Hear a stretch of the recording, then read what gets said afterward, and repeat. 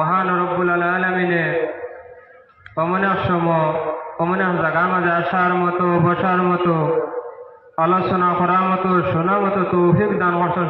আলহামদুলিল্লাহ। আমার বুজুর্গ আপনার আর আওয়াজে হাল্লাতে বোঝা গেছে বা বেশ বালা না, আরো তোরা উচ্চ আওয়াজ দিয়ে হোক আলহামদুলিল্লাহ।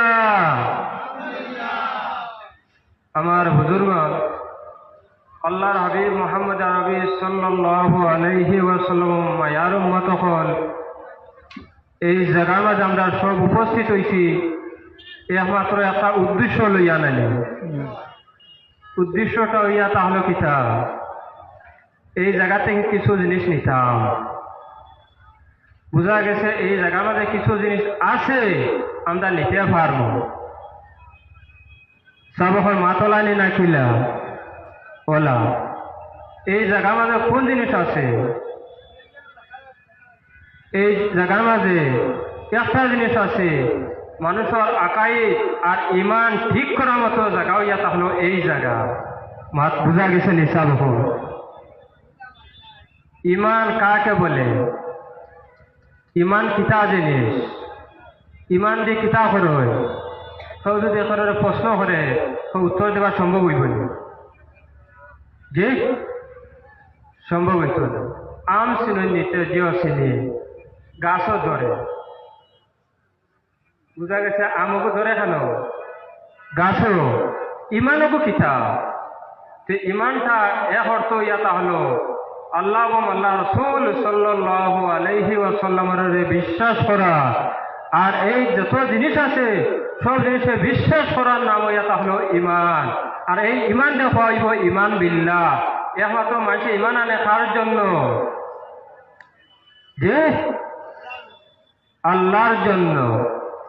আমার বুজুর্গ মানুষের ইমান যেটা আছে এই ইমানটা ইয়াতা হলো মানুষের আসল, লেবাস না, সুরত না।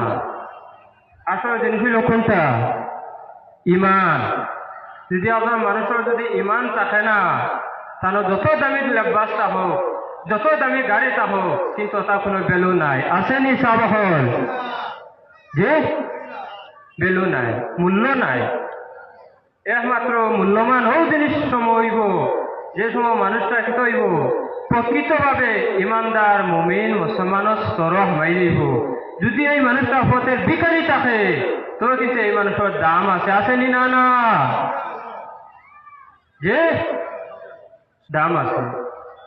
আর ইমানদার মুমিন মুসলমানের লাগিয়া আল্লাহ সুবহানাহু ওয়া তাআলা একটা জায়গা বানাইয়া রাখছেন।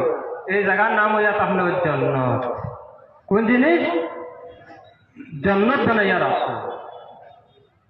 আমার বুজুর্গ আল্লাহর হাবিব জনাব মুহাম্মদ রাসূলুল্লাহ সাল্লাল্লাহু আলাইহি ওয়াসাল্লাম এই পৃথিবীর মধ্যে তাশরীফ আনার আগে আর হযরত ঈসা আলাইহিস সালাতু ওয়াস সালাম যে সময় আকাশের মধ্যে যাওয়ার পরে গোটা পৃথিবীর মানুষ তিনটা ভাগে ভাগ হয়ে যায়। কটা ভাগ? কটা ভাগ? তিনটা ভাগ। আমার বুজুর্গগণ রাসূলুল্লাহ সাল্লাল্লাহু আলাইহি ওয়াসাল্লামে ফরমায় দুইটা ভাগ আছে রে, দুই শ্রেণী মানুষ আছে, দুই দলের মানুষ আছে। তারা হইয়া তাহলো জাহান্নামী। একটা দলের মানুষ আছে, এক গ্রুপ মানুষ আছে, এক শ্রেণীর মানুষ আছে, এরা হইয়া তাহলে জান্নাতি।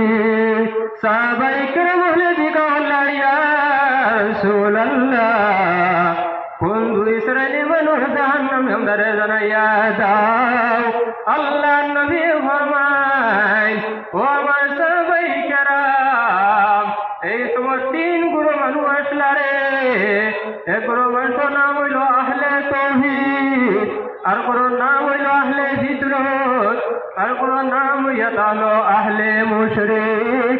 ও আমার সাহাবায়ে কেরাম আহলে তাওহীদ যেই শ্রেণী মানুষ আছেন ও তাহলো জাহান্নামী।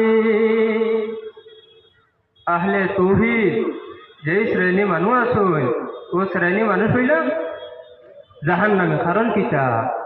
এরা একমাত্র আল্লাহরে মানছে, দুনিয়ায় জগতে কোনো নবী আর রসুলকে মানে না। এরা হয়ে গেছে জাহান্নামী। আর আল্লাহরে মানলে, আল্লাহ চিনলে, আল্লাহ হতে চললে আপনার জন্নতি হইতে পারতেন। আমার হওয়ার উদ্দেশ্য হইল 2 নম্বর, ইয়া রাসূলুল্লাহ, কোন কোন মানুষ জাহান্নামী হইলা? ওটা হয়েছে আহলে মুশরিক, যারা কিতা করছে, কিছু জিনিস বানাইছে, বানাইয়া পূজা করা আরম্ভ করছে, আল্লাহ ডার থেকে তারা সরিয়া গেছে। তারা হইলা জাহান্নামী। ইয়া রাসূলুল্লাহ, কোন শ্রেণী মানুষ জন্নতি?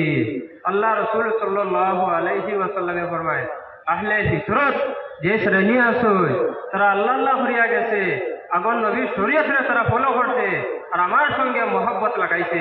আবু আমি নবী মুহাম্মদ রাসূলুল্লাহ সাল্লাল্লাহু আলাইহি ওয়াসাল্লাম মক্কা শরীফের মধ্যে তশরিফ আনছেন না, তারা মহব্বত রাখতে পারবো না। সুবহানাল্লাহ। আজকে আমরা নবীর জমিনের মধ্যে তশরিফ আনছেন না? না। এই নবীর সঙ্গে আমরা মায়া মহব্বত আছে নিসা বহন আজ চলেছেন কতজনের আছে? মাশাআল্লাহ মাশাআল্লাহ, আল্লাহ কবুল করো। সাবখন আমার যে সময় দেওয়া হয়েছিল এই সময় শেষ হয়ে গেছে। আমার মাথার মাঝে ভাষার মাঝে কোনো কষ্ট হয়ে তা হয়, আল্লাহকে বাঁচতে মাফ দিবা। আসসালামু আলাইকুম ওয়া রাহমাতুল্লাহ।